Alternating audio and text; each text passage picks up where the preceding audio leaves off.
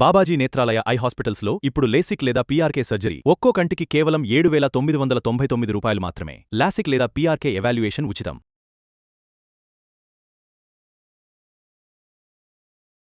Hi everyone, welcome to Suman TV. ప్రస్తుత సమాజంలో అందరూ బాధపడుతున్న సమస్య బీపీ, షుగర్. చిన్న వయసు నుంచి పెద్ద వయసు వారి వరకు అందరూ కూడా షుగర్, బీపీ వంటి సమస్యలతో బాధపడుతున్నారు.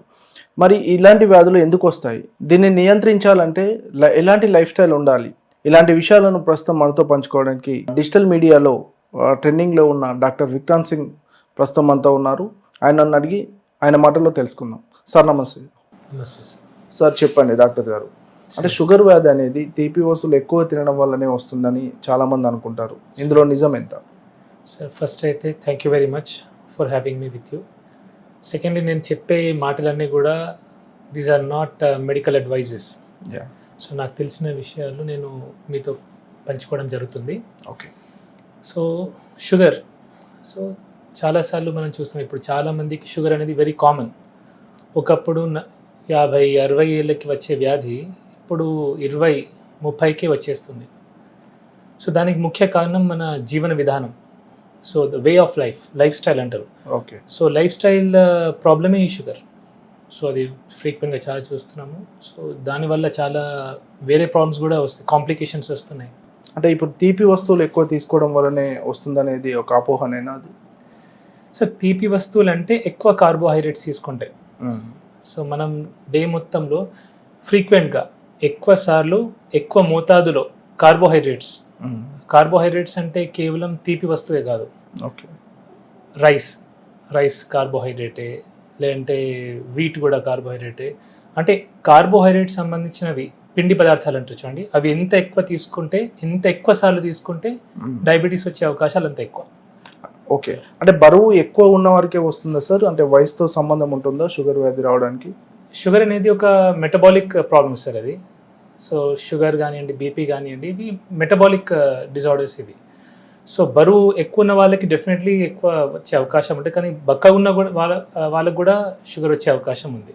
ఓకే. సో కేవలం బరువు ఉంటేనే వస్తేనే అది లేదు. సో బక్కగా ఉన్న వాళ్ళకి కూడా వస్తుంది, అండ్ చిన్న ఏజ్లో చాలా కామన్గా వస్తుంది ఇప్పుడు ఈ మధ్య కాలంలో. ఓకే.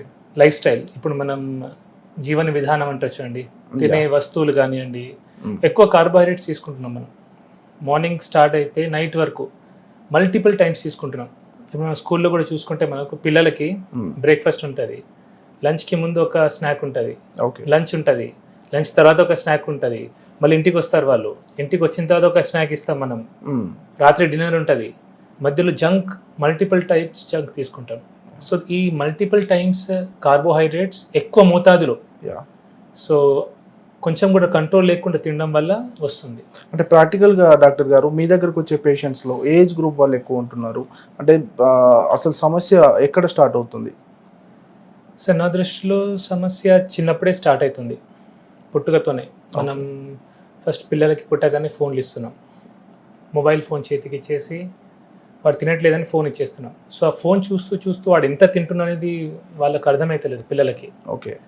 అండ్ ఇచ్చే పదార్థాలు కూడా ఏమున్నాయండి, ఇన్స్టెంట్ నూడిల్స్ తినిపిస్తున్నాం, చాక్లెట్స్, బిస్కెట్స్, ఐస్ క్రీమ్స్. ఇదేదో మనం ప్రేమ అనుకుంటాం, అది నా దృష్టిలో ప్రేమ కాదు, పగ. మనకు పిల్లలంటే పగ ఉంటేనే మనం ఇట్లా చేస్తాం. ఓకే. మన శత్రువుకే మనం ఇట్లా తినిపిస్తాం, కానీ ప్రేమ ఉంటే మనం ఇవన్నీ పెట్టాం సార్ యాక్చువల్లీ. ఓకే. సో ఇలా చిన్నప్పుడు స్టార్ట్ అయిన లైఫ్ స్టైల్ పెరుగుతూ ఇప్పుడు మీరు స్కూల్లో చూడండి, చాలా ఊబకాయం, లావైపోయిన పిల్లలు. సో పెరుగుతూ 20 years రాగానే బీపీ, షుగర్ వస్తుంది, 30-40 రాగానే heart stroke, brain strokes, cancers అవుతుంది.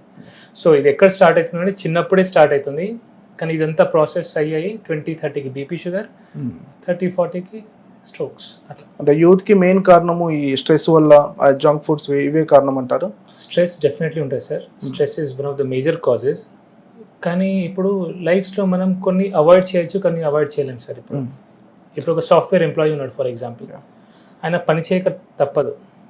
ఇప్పుడు మనలాంటి మధ్యతరగతి వాళ్ళు ఉన్నారు, మనం పని చేయక తప్పదు. మనకు అప్పులు ఉంటాయి, ఈఎంఐస్ ఉంటాయి, ఫ్యామిలీ గొడవలు ఉంటాయి, వైఫ్తో ప్రాబ్లం ఉంటాయి. స్ట్రెస్ని మనం తీసేయలేము, అది అన్అవాయిడబుల్. ఓకే. దాన్ని కూడా మెడిటేషన్ ద్వారా, ఇట్లా యోగాసనాల ద్వారా ఏమైనా చేయొచ్చు, కానీ అవాయిడబుల్ ఏముంది? నోరు. మనం ఏం తింటున్నాం ఒకటి. అండ్ ఈవెన్ మెదడులో కూడా ఏం సెండ్ చేస్తున్నాం అది కూడా. సో మెదడులో మనం మెయిన్లీ వెళ్ళేది ఫోన్ ద్వారా. సో ఏం చూస్తున్నాం, మన మెదడుకి ఏం తిండి పెడుతున్నాం ఇంపార్టెంట్, మనం నోటి ద్వారా పొట్టకి ఏం తిండి పెడుతున్నాం అది ఇంపార్టెంట్. సో ఇవి రెండు మంచిగా ఉంటే మనం చాలా రోగాలు అవాయిడ్ చేసుకోవచ్చు. ఓకే సార్, ఈ షుగర్ విషయంలో చూసుకున్నట్టయితే చాలా మంది ఇన్సులిన్ వాడతారు, కొంతమంది ట్యాబ్లెట్స్ వాడతారు. అంటే ఇన్సులిన్ అంటే చాలా మంది భయపడుతూ ఉంటారు. అసలు ఇన్సులిన్ ఒక్కసారి వాడడం మొదలు పెడితే అంటే లైఫ్ టైం వాడాల్సి ఉంటుంది సార్? యాక్చువల్లీ ఒక కాన్సెప్ట్ ఉంది సార్, దాన్ని కీటోజెనిక్ డైట్ అంటారు. ఓకే, ఒక తినే పద్ధతి. కీటోజెనిక్ డైట్లో ఏం చేస్తామంటే మనం కార్బోహైడ్రేట్స్ అవాయిడ్ చేస్తాం, తక్కువ చేస్తాం, మినిమైజ్ చేస్తాం, కొందరికి అవాయిడ్ కూడా చేస్తారు. So high fat, moderate protein, minimal carbohydrates ఇచ్చి కీటోజెనిక్ డైట్ చేస్తాం, కీటోసిస్లోకి తీసుకెళ్తాం. ఓకే, ఎప్పుడైతే మనం కీటోసిస్లోకి తీసుకెళ్తామో ఇన్సులిన్ రెసిస్టెన్స్ అనేది తగ్గుతుంది. ఓకే, సో జనరలీ ఇన్సులిన్ రిపీటెడ్గా ఇన్సులిన్ సిక్రీట్ అవ్వడం వల్లనే ఇన్సులిన్ రెసిస్టెన్స్ వస్తుంది. ఇన్సులిన్ రెసిస్టెన్స్ వల్లనే మనం ఇన్సులిన్ వరకు వెళ్తాం. ఓకే. సో ఇన్సులిన్ రెసిస్టెన్స్ తగ్గించినాం అనుకోండి, మనం ఇన్సులిన్ నుంచి ట్యాబ్లెట్కి వచ్చే అవకాశం ఉంది. కొందరు ఎర్లీ స్టేజెస్లో ట్యాబ్లెట్ బంద్ అయ్యే అవకాశాలు కూడా ఉన్నాయి. సో తగ్గాలంటే ఏం చేయాలి, మనం ఇన్సులిన్ రెసిస్టెన్స్ తగ్గియాలి. ఓకే. సో ఇన్సులిన్ రెసిస్టెన్స్ తగ్గించడానికే కీటోజెనిక్ డైట్ అని, మోడిఫైడ్ అట్కిన్స్ డైట్ అని, ఎంసిటీ డైట్స్ అని ఉన్నాయి. These are all well documented. వీటికి కొన్ని సైంటిఫిక్ పేపర్స్ ఉన్నాయి, ర్యాండమైజ్ కంట్రోల్ ట్రయల్స్ కూడా ఉన్నాయి. అంటే ఇన్సులిన్ వాడిన వాళ్ళు మళ్ళీ ట్యాబ్లెట్స్ కూడా మారొచ్చు? యా, అంటే సార్ అది వారి మీద డిపెండ్ అవుతుంది. ఓకే, వాళ్ళ లైఫ్ స్టైల్ మోడిఫై చేస్తే. కేవలం డైట్ ఒకటే అని చెప్పాను, వాళ్ళు డైట్ చేయాలా, ఎక్సర్సైజ్ చేయాలా, ఓకే, స్ట్రెస్ని తగ్గించే ప్రయత్నం చేయాలి, ఓవరాల్ లైఫ్ స్టైల్ని మార్చితే ఆ ఇన్సులిన్ నుంచి ట్యాబ్లెట్ వచ్చిన సందర్భాలు ఉన్నాయి. ఓకే సార్, అంటే ఒకవేళ లైఫ్ స్టైల్ మారిస్తే, వాళ్ళ జీవన విధానం మార్చుకుంటే కనుక అంటే షుగర్ని పూర్తిగా కంట్రోల్ చేయవచ్చా? యా, ఎర్లీ స్టేజెస్లో నేను చూశాను సార్, నా దగ్గర కొందరు పేషెంట్స్ ఉన్నారు, ఎర్లీ స్టేజెస్లో అది రివర్సల్ కూడా అయింది. Yeah, so it is life style problem actually. So social మీడియాలో మనం తరచుగా వింటుంటాం డయాబెటీస్ రివర్సల్ అని, అంటే అది చేయొచ్చు అంటారా సార్? రివర్సల్ అయ్యే ఛాన్స్ పాసిబుల్ ఉంది, కానీ ఒకటే, ఇప్పుడు నేను చెప్పాను కదా అని అందరూ కీటోజెనిక్ డైట్ చేయడం వల్ల స్టార్ట్ చేయకూడదు. Okay, it is to be done under A medical supervision. ఒక డాక్టర్, మీ డాక్టర్ ఎవరైతే ఉంటారో మీ డాక్టర్ యొక్క సూపర్విజన్లోనే మీరు చేసుకోవాలా.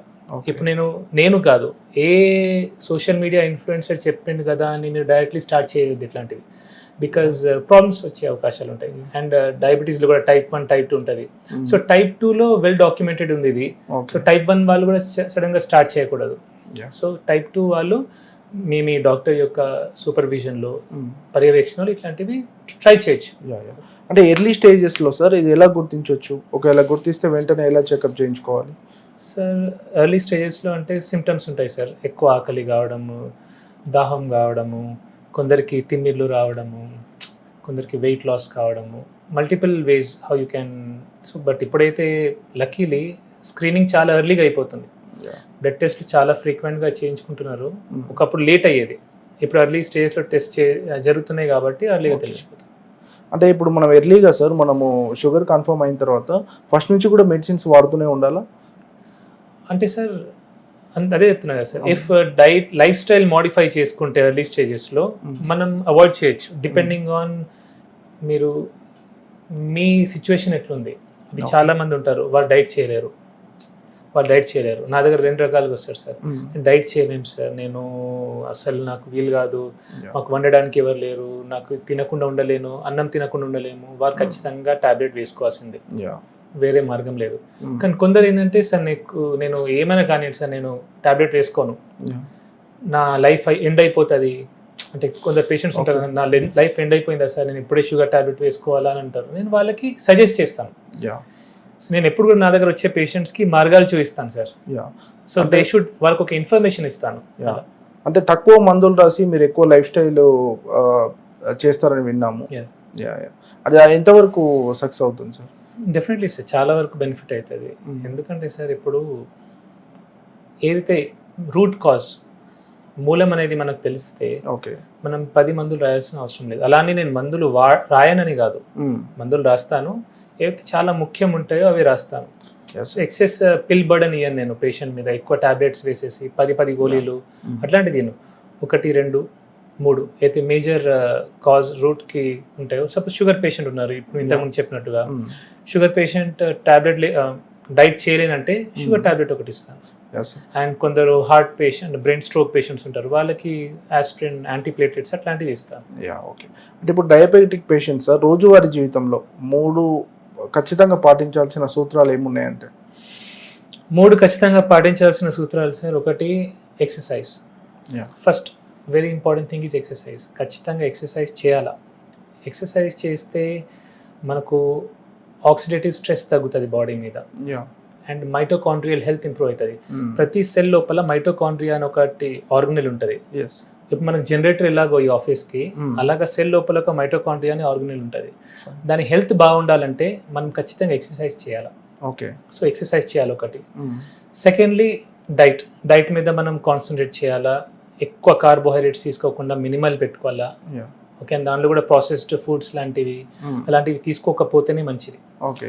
ప్రాసెస్డ్ ఫుడ్స్ అంటే ఇన్స్టెంట్ నూడిల్స్ కానివ్వండి, బిస్కెట్స్, హోల్ ఫుడ్స్ తీసుకోవాలి. యా హోల్ ఫుడ్స్ తీసుకుంటే మంచిది. అండ్ ఆఖరికి వీలైనంత వరకు స్ట్రెస్ తగ్గించుకోవాలి.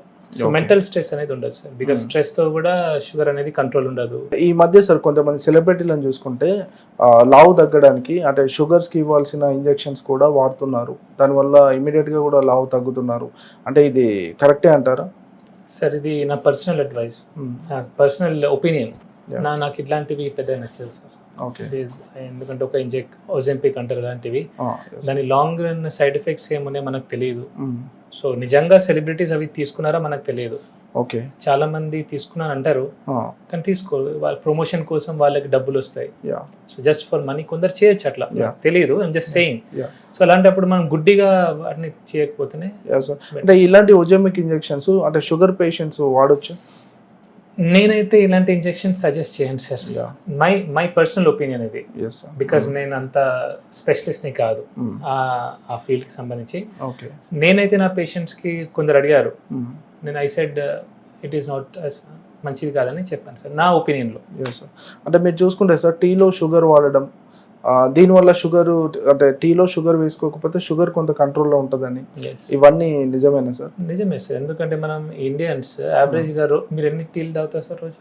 3 times ఆల్మోస్ట్. 3 times తాగుతారు. 3 times మీరు షుగర్ వేసుకొని తాగుతారు. సపోజ్ 3 times మీరు షుగర్ వేసుకున్నప్పుడు అలా షుగర్ గ్లూకోజ్ స్పైక్ వస్తుంది, ఇన్సులిన్ స్పైక్ వస్తుంది, దానివల్ల ఇన్సులిన్ రెసిస్టెన్స్ వస్తుంది. అదే షుగర్కి దారి తీస్తుంది. సో మీరు 3 పూటలు టీ తాగి దానిలో షుగర్ తీసేయండి. సో 3 times మీరు గ్లూకోజ్ స్పైక్ని అవాయిడ్ చేస్తున్నారు. సో ప్రాబ్లం ఏంటంటే మనం ఎప్పుడైతే టీలో చక్కెర ఇస్తామో సడన్ గ్లూకోజ్ స్పైక్ వచ్చి సడన్ ఫాల్ అవుతుంది. ఓకే. సో అది చాలా డేంజరస్. సో అందుకే ఇన్సులిన్ రెసిస్టెన్స్ వస్తుంది. సో అవాయిడ్ చేస్తే మంచిది. ఇప్పుడు వైట్ రైస్ కూడా పూర్తిగా మానేయాల్సి ఉంటుంది సార్ షుగర్ వచ్చిన వాళ్ళు? సార్ వైట్ రైస్ ఇప్పుడు మనం సౌత్ ఇండియన్ సార్, తెలంగాణ వాళ్ళం, ఆంధ్ర వాళ్ళము, వైట్ రైస్ మనం అలవాటైంది మనకు, కొద్దిగా తీసుకోవాలా. ఓకే. నేనైతే వైట్ రైస్ని బ్రౌన్ రైస్ మీద ప్రిఫర్ చేస్తాను నేను పర్సనల్లీ. ఎందుకంటే బ్రౌన్ రైస్లో ఫైటేట్స్ ఉంటాయి, ఫైటిక్ యాసిడ్ ఉంటుంది, and arsenic toxicity, arsenic levels కూడా కొంచెం ఎక్కువ ఉంటాయి బ్రౌన్ రైస్లో. సో నా దృష్టిలో వైట్ రైసే బెటర్, కానీ తక్కువ తినాలా. అండ్ కొంచెం నెయ్యి వేసుకుంటే ఏమైతే అంటే దాన్ని గ్లూకోజ్ సడన్ స్పైక్ రాదు, స్లో ఉంటుంది. అంటే డయాబెటీస్ పేషెంట్స్ బ్రేక్ఫాస్ట్ విషయంలో కానీ, లంచ్ విషయంలో కానీ, డిన్నర్ విషయంలో కానీ ఎలాంటి ఆహార నియమాలు పాటించాలంటారు? అంటే ఖచ్చితంగా ఇలాంటి ప్రోటీన్ కానీ ఇది వాడాలి? Definitely sir. ప్రోటీన్ ప్రతి మీల్లో ప్రోటీన్ ఉండాలి సార్. అది డయాబెటిక్ కానివ్వండి, హైపర్టెన్సివ్ కానివ్వండి, లేదంటే నార్మల్ హ్యూమన్ బీయింగ్స్ కూడా, నార్మల్ వ్యక్తులను కూడా, మనం అందరం కూడా ప్రతి మీల్లో ప్రోటీన్ ఖచ్చితంగా ఉండాలి. అన్ఫార్చునేట్లీ మనం ఇండియన్స్ సఫిషియంట్ ప్రోటీన్ తీసుకోవట్లేదు. కార్బోహైడ్రేట్ ఓవర్లోడ్ ఉంది, వెరీ లెస్ ప్రోటీన్ ఉంది.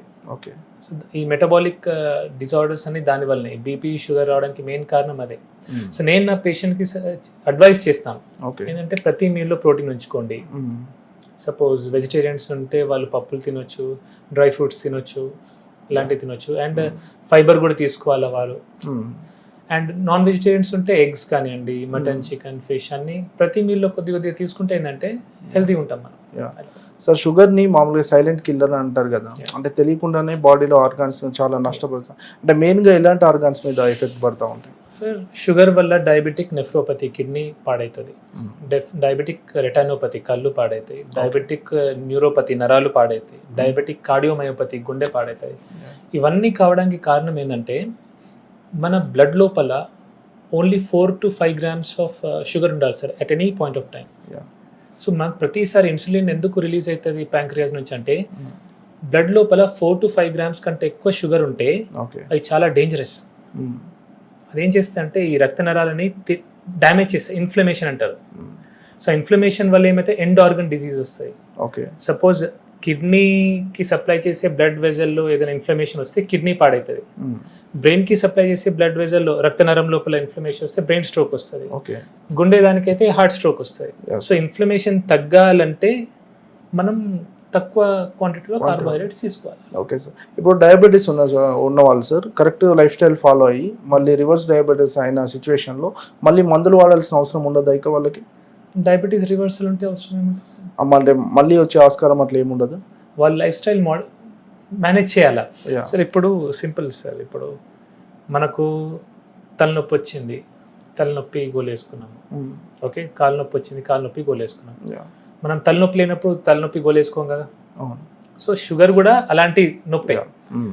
కానీ మనం తలనొప్పికి సంబంధించిన పనులన్నీ చేసి సపోజ్ ఎక్కువ ఆల్కహాల్ తీసుకున్నాం అనుకోండి, హ్యాంగ్ ఓవర్ వస్తుంది. Yeah. హ్యాంగ్ ఓవర్ వచ్చినాక ఏం చేస్తాం? గోలేసుకుంటాం. మీరు ఆల్కహాల్ తాగలేదు అనుకోండి, మీకు హ్యాంగ్ ఓవర్ రాదు. మీరు పెయిన్ కిల్లర్ వేసుకోవాల్సిన అవసరం లేదు. లేదు. షుగర్ కూడా ఆల్మోస్ట్ అంతే, అంటే ఎగ్జాక్ట్లీ అంతా అనట్లేదు, Yeah. But you can see. మీరు సపోజ్ ఎక్కువ కార్బోహైడ్రేట్స్ తీసుకున్నారనుకోండి, దాంతో మీకు డ్యామేజ్ అవుతుంది, షుగర్ లెవెల్స్ పెరుగుతాయి. సో తక్కువ తినాలా. ఓకే. ప్రతి మీల్లో ప్రోటీన్ తీసుకొని, ఫైబర్ కంటెంట్ తీసుకొని, తక్కువ కార్బోహైడ్రేట్స్ తీసుకుంటే షుగర్ స్పైక్ రాదు, కాబట్టి షుగర్ గోయిల్ అవసరం లేదు. Yeah sir. జెనెటిక్స్ ప్రభావం ఎలా ఉంటుంది సార్? అంటే వంశపారంపరంగా వచ్చే అవకాశాలు ఉంటాయి? డెఫినెట్లీ ఉంటాయి సార్. మోస్ట్లీ టైప్ 1 డయాబెటీస్లో ఎక్కువ ఉంటుంది, టైప్ 2లో తక్కువ, బట్ టైప్ 2లో కూడా ఉండొచ్చు. అంటే డయాబెటీస్ వస్తే ఈ 3 కంపల్సరీగా మానేయాలి అంటే ఏ 3 చెప్తారు? డయాబెటీస్ వస్తే ఈ 3 మానేయాలంటే ఫస్ట్ రిఫైన్డ్ ఫుడ్ ప్రొడక్ట్స్ మానేయాలంటే సార్. యా. రిఫైన్డ్ షుగర్స్, బయట మనం refined chips, biscuits, chocolates, cool drinks, refined foods avoid చేస్తే మంచిది. Alcohol in any quantities poison, toxic. Yeah sir. So alcohol తాగకపోతే, ఆల్కహాల్ అంటే బ్రాండీ, విస్కీ, రమ్ము, కళ్ళు, yeah. Beer అన్నీ కూడా. చాలా మంది బియర్ని ఆల్కహాల్ అనుకోరు, యా. కళ్ళు ఆల్కహాల్ కాదు, అది కూడా alcohol. Okay. So any form of alcohol తీసుకోకపోతే మంచిది. And anything that causes inflammation sir, inflammation cause చేసే ఏ వస్తువు అయినా సరే అది తీసుకోకపోతేనే మంచిది. యా. షుగర్ ఉన్న వాళ్ళకి ఒక డౌట్ ఉంటుంది సార్, అన్ని రకాల ఫ్రూట్స్ తినొచ్చా షుగర్ ఉన్న వాళ్ళు? హై గ్లైసిమిక్ ఇండెక్స్ ఉన్న ఫ్రూట్స్ తీసుకోకపోతే మంచిది sir. Okay. High glycemic index దేనిలో ఉంటుంది? మ్యాంగోలో ఉంటుంది, రైప్ మ్యాంగోలో, యా. రైప్ బనానాలో ఉంటుంది, రైప్ గ్రేప్స్లో ఉంటుంది. యా. అవి తక్కువ తింటే better. Fruits which are better అంటే apple is better, papaya is better, guava, జామకాయ ఈజ్ బెటర్. యా. ఇంకోటి ఇక్కడ వెరీ ఇంపార్టెంట్, ఎందుకంటే ఇప్పుడు బెటర్ అన్నా కాబట్టి కిలోలు తినకూడదు అది కూడా. యా. ఎందుకంటే అది కూడా ఎక్కువ తింటే అది కూడా గ్లూకోజ్ పెరుగుతుంది మళ్ళీ, ఎస్. లిమిటెడ్గా. షుగర్ పేషెంట్స్, మీ దగ్గరకు వచ్చే పేషెంట్స్కి కానీ వీడియో చూస్తున్న వాళ్ళకి షుగర్ గురించి ఏం చెప్పాలనుకుంటున్నాను? మీకు షుగర్ ఉంది, టైప్ 1 డయాబెటీస్ గురించి చెప్పాను, కానీ టైప్ 2 డయాబెటీస్ వారు మీకు షుగర్ ఉందంటే అది మీ చేతిలో ఉంది అది. ఓకే. సో మీరు లైఫ్ స్టైల్ మంచిగా చేసుకొని, ప్రాపర్గా కార్బోహైడ్రేట్స్ తక్కువ చేసుకొని, ప్రోటీన్ కంటెంట్ పెంచుకొని, ఎక్సర్సైజ్, జిమ్, యంగ్ అయితే జిమ్ చేసి, జాగింగ్, వాకింగ్ లాంటివి చేసి, పెద్దవాళ్ళు అయితే యోగాసనాలు, వాకింగ్ లాంటివి చేసి లైఫ్ స్టైల్ని మోడిఫై చేసుకుంటే షుగర్ ఉండదు మీకు. Fine sir.